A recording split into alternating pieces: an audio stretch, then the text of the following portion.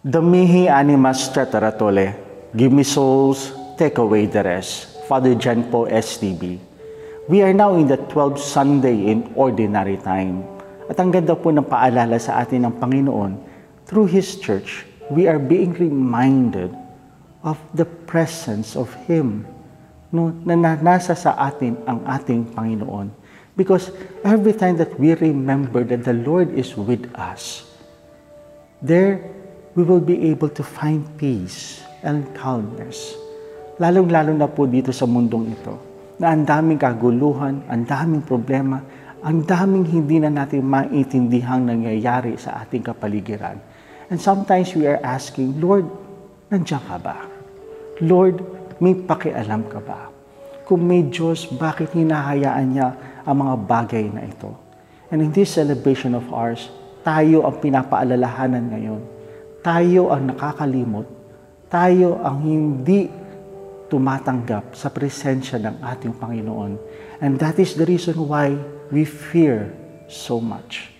Kasi sa ating Ebanghelyo, taken from the Gospel of Mark chapter 4, verse 35 to 41, nasa bangka sila. Naglalakbay sila sa dagat.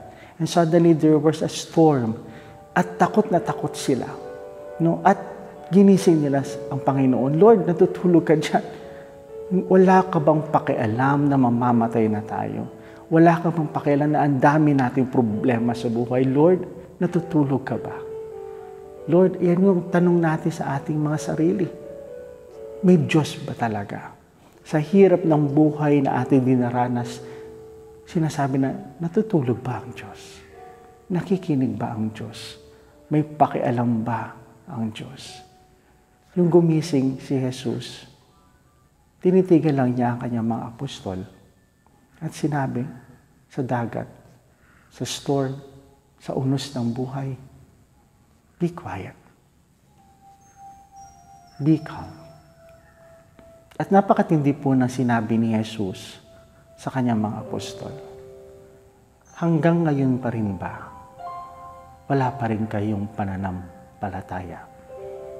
Mga kapatid, napakadaling sabihin, tayo'y nananampalataya, tayo'y naniniwala.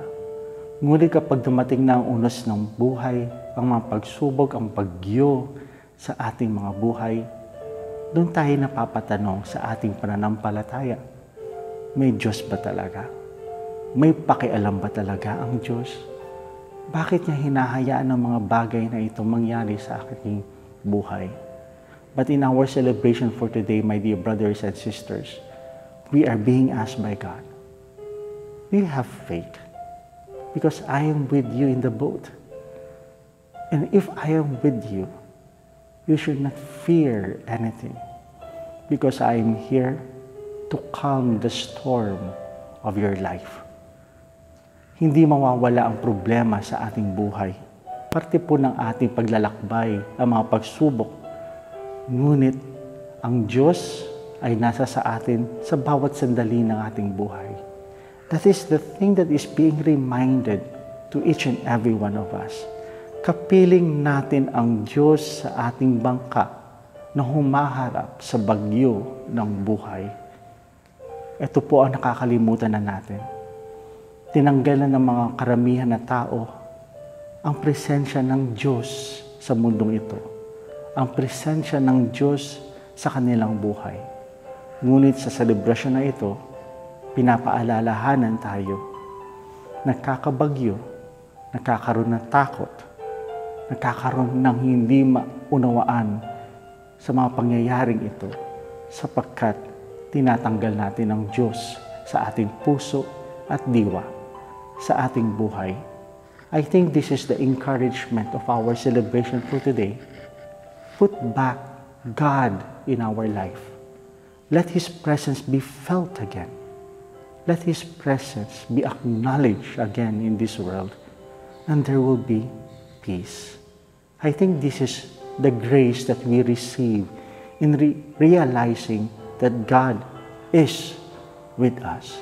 Because there will be always a storm. But if the Lord is with us, you should not fear. Because the Lord is there to calm the storm of your life.